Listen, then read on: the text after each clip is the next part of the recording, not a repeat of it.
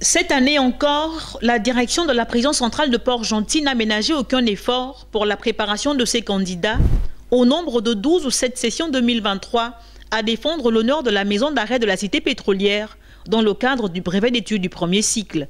Les hommes naissent libres et égaux, disait Jean-Jacques Rousseau, mais il arrive malheureusement que dans notre vie quotidienne, qu'il y ait des accidents qui font en sorte que nous nous retrouvions privés de cette liberté, tels que les gens qui sont ici incarcérés.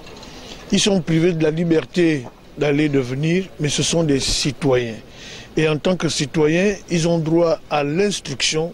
C'est cette raison que nous ne pouvons que nous réjouir de cette politique de l'État, impulsée par les plus hautes autorités, en tête desquelles le chef de l'État, Sossénani Bongo Ondimba, de ne pas faire de l'exclusion.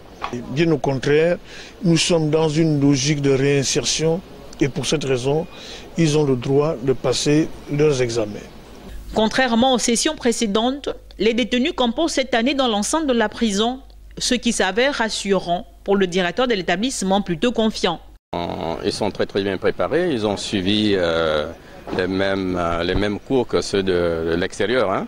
Et c'est pourquoi c'est l'occasion pour moi de remercier tous les professeurs, tous les bénévoles.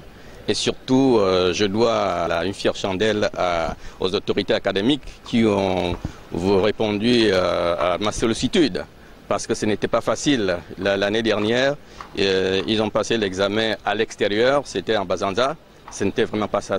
Aujourd'hui, ils passent les examens sur place.